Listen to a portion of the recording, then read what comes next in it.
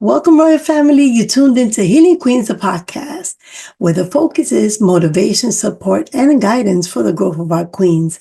I'm MA2K, your certified healing life coach. Welcome to episode 73. Yes, 73.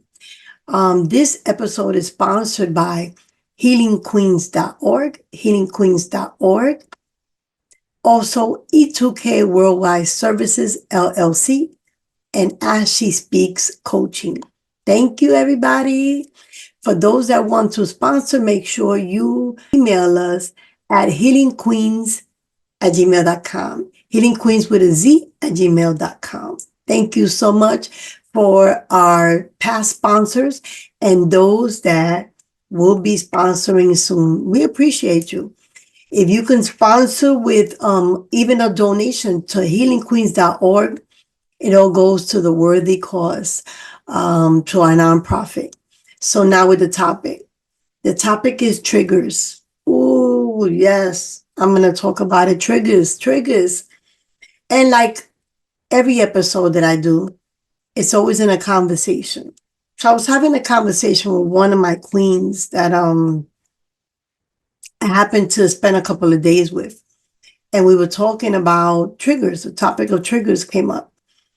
And we were talking about, person, place, or things, right? So people can trigger you, places can trigger you, and things can trigger you. Even smells can trigger you, right? So what are triggers? Let's get into the definition of triggers. And then I want to talk about some minds and how you can avoid some of yours. So a trigger in mental health. A trigger is a stimulus that elicits a reaction. In the context of mental illness, trigger is often used to mean something that brings on or worsens symptoms. This often happens to people with a history of trauma or who are recovering from mental illness, self-harm, addiction, and or eating disorders, right? So that's what triggers are. What emotional triggers are called mental health triggers or psychological triggers. And these are things, memories, objects, people that spark intense negative emotions. This change in emotions can be abrupt, and in most cases, it will feel more severe than what the trigger will logically call for. So let's just stop right there. Just wanted to give you definition so you could kind of grasp where I'm going with this. So for me, with my PTSD, the water, the rain, the lightning, the thunder, that's a huge trigger for me. Like, even if it doesn't thunder in a storm and let's just say it's just rain, I'm not afraid of rain, obviously, but it's still a trigger because I know that 90% of the time, I live in Florida, 90% of the time when it's raining, that thunder, that lightning is coming right behind it, right? Yeah, they said move to Florida, they said. First, we're in the capital of lightning and thunder, they said. Talk about facing your fears, right? I've faced them. I faced them the majority of the year. I face them, especially around hurricane season. I'm facing them. But those are triggers for me. Those are huge triggers. There's certain smells. Like, I can't talk to somebody that is smoking cigarettes and drinking either beer or liquor at the same time. Something about the two together, the cigarette with the drinking, triggers me to a time that I really don't want to remember. So person, places, things, whenever you walk in somewhere, and sometimes you can just be having a great old time and you're not thinking about nothing, you can be just the happiest. And all of a sudden there's a smell or a scent or a noise, somebody beeping the horn, an ambulance, a police, a siren, somebody dropping something all of a sudden. people's triggers are different depending on their trauma, right? So, like I said, my trauma, my PTSD, that is something about the lightning and the thunder that takes me back to living in the Bronx, where all you hear were, not all, I'm not going to say all because people are going to be like, oh, the Bronx is not just about that. When I grew up there, when I lived there, I'm talking about my experiences personally.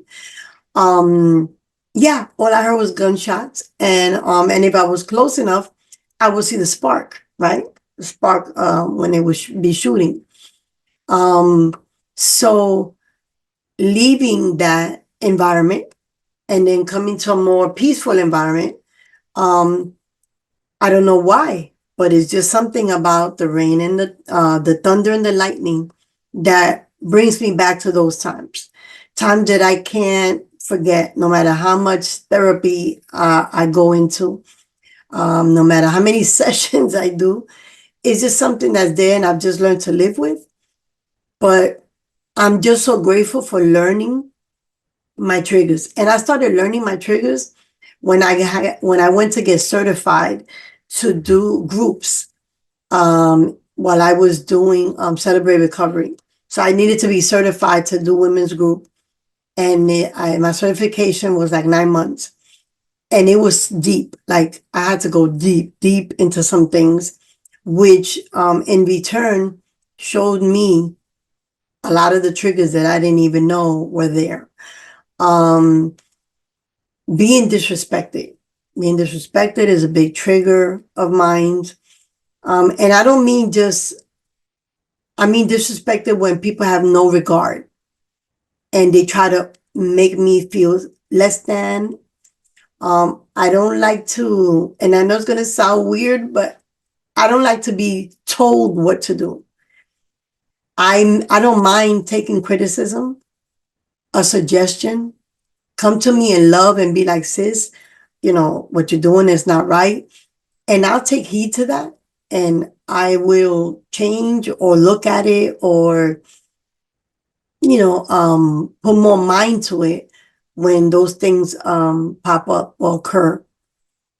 What triggers me is somebody to say, well, you ain't gonna do that. Or you better not do this. It's something about that with my domestic violence that takes me back to a time where my abuser would tell me, no, you ain't doing that. No, you ain't going there. No, you ain't wearing that. And so it's something that clicks off where I'm like, can you say it in a better way? Like even if you're playing around, can you just not even play around like that, right? Because those are not ways that I play. People have different reasons for different triggers. My thing is respect your triggers because you never know when you put yourself in that place that you know you're not supposed to be. When you put yourself in certain environments when you know that it can pop off and go off at any time. When you know that you won't be able to control if something does go down, like don't put yourself in those positions. I used to do it before like somebody would ask me, hey, can you come with me here? And I knew that I had no business there. And I still would go just to kind of please the person, or just to show myself that I can handle it, And I would be so upset at myself because the outcome never was what I thought it was going to be. The outcome would be when the trigger pops off, I pop off, and it just doesn't end well. I have to apologize, and it's just so much stuff. Then there's more work. Here goes more sessions. Or when I could have just said no, yeah, that's not working for me. Anyone that knows me or is close to me or at least has done life with me one point and at least within the last 10 years will tell you if it's raining or if it's thundering, Emma's not coming outside. Emma's not driving. Emma's standing still, shutting it down. And it sounds funny, right? Some people are like, you're kidding? Like, you don't be scared at whatever this and that. And like I said, it's not even a thing of being scared. I'm not scared at it, and I'm a lot better at it now. But it's just something that my body actually takes over. And here I go, and it's like a fight and a challenge.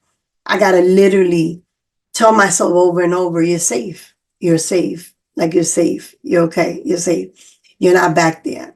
You're not in the middle of a shootout. Like, you're safe. They're not shooting at you. Like you're safe. Like, that is thunder and that is lightning. That is thunder and that's lightning. No, it's not nobody shooting.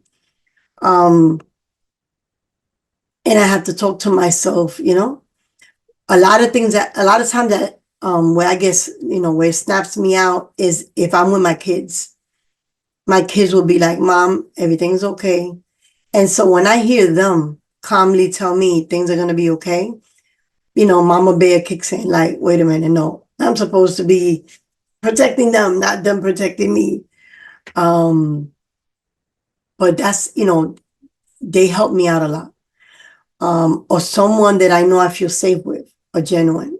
If they tell me, Emma, you okay? Or they talk to me, or I put loud music if I happen to be driving. But I'm always on that weather channel. I be knowing. And if I know it's going to rain from here to there, then, yeah, you just won't be able to see me. I will be canceling a lot of events.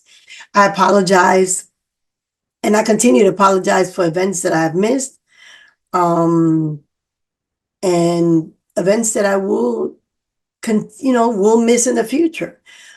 Just letting you know that I'm not going to, just because an event or a birthday, respectfully, I'm not gonna go tap into my trauma just to be there for a photo for Facebook or Instagram. I'm not gonna do it. I used to do it. I'm not doing that no more. I don't play with my triggers. If I know something triggers me, I'm not going to play with it. I'm not going to play with it because, it's part of my mental health. I wanted to talk about triggers, especially in the month of May, which is the month of mental awareness. Don't play with your mental health, man. Don't play with it. Find yourself therapy, find yourself groups, find yourself someone reliable, someone that'll pray over you, someone that you can call at 3:00 in the morning if you're having an episode. This is the time to really, really sit down with yourself and ask yourself, what triggers me? When you yell at me, does that trigger me? You talking down to me, that triggers me.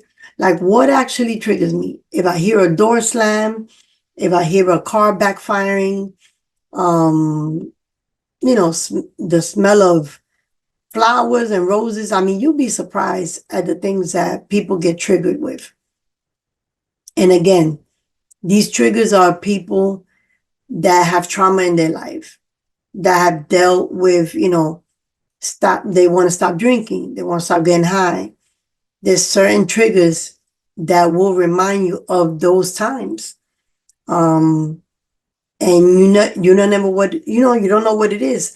Like, the brain is such an amazing thing that it actually kind of helps you, hide those so you don't remember, until it happens, until the door slams, until it's raining and thundering, where you're like, okay, it brings the trauma back. And then if you don't have certain tools, if you're not seeing a therapist, if you don't have a life coach, if you're not seeing someone that you respect or hold you accountable to begin to heal, you can have a whole meltdown, a whole breakdown. And with each breakdown, if you don't have tools to build yourself back up, or at least to sustain you, it can be very dangerous. It can be, a time that you go down that rabbit hole and decide to go drink again, to get high again. You know, it opens the door for a lot of things that you don't want to open. So, triggers, triggers. Protect yourself from the triggers. If you know what your trigger is, just take heed and be very careful. Love yourself enough to respect, not to go around certain people, not to do the things that you know triggers you to do that stuff that you're supposed to be away from. Take yourself seriously. Take your mental health seriously and go get help in any which way that you can. Go seek a group, celebrate recovery, AAA, whatever you need to do. Seek a therapist, seek a life coach, seek a good friend that will just hear you out. So yeah, so pretty much I just want to touch about triggers. If you know you have triggers or if you don't know what it is, then make sure that before you start tapping into wanting to know what your triggers are, that you have someone that's going to be able to explain these things to you, a professional. Definitely go to a professional that will help you through these triggers. Like once you understand them and once they pop off, that you're not confused about what am I doing with these triggers? Why is it making me drink? Why is it making me think? Why is it making me be aggressive? Why am I aggressive when this and this happens? Learn your triggers, because once you learn your triggers, you can be able to see it coming. Like, oh, okay, wait, hold on. Let me get out of here. Oh, hold on. They're getting loud. Let me just, change the atmosphere. Let me change the energy because this is not good. It's going nowhere fast. It just will help you navigate life a lot easier. Pray. A lot of people be like, oh, yes, sis, but you told me to pray and I'm not in the season, just to pray. I don't understand. Just, if you're a prayer warrior, pray for those people that have those triggers, because it's just something that has to be worked on day to day. It's like every day, every day. But those that understand the power of prayer, man, I'm still praying. I'm still praying. But each day, it just is almost like less of a fight, if you will. It continues to be a fight, but it's almost like less of a fight. So, short and sweet, I'm going to end it here. Thank you for being amazing, for being strong, for being powerful, for being brave enough to conquer your triggers, or at least to get help for your triggers, at least to understand your triggers and doing something about it, doing something positive, doing something healthy about it. When my triggers kick in, I have to be creative. So I create, I paint, I write, I create. I need to create. I'm just, my mind has to create for me to, I do a podcast. My mind has to create. What is it that will help you with your triggers? What is it that will help you with your triggers? And only you can really know the answer to that, because everybody's stuff is, although it sounds the same, it's not. People's things are different. So seek help, respect yourself enough to seek help, protect your mental health, and be careful with those triggers. Okay? God loves you. If no one today has told you that you are amazing, please let me do the honors. You are amazing, Queen. You are amazing, King. Salute to the Queen. Salute to the King. Continue to be amazing. Continue to be that light in that room. When you walk in, they should need to put their shades on, because the light has stepped in the room. So until next time, guys, peace.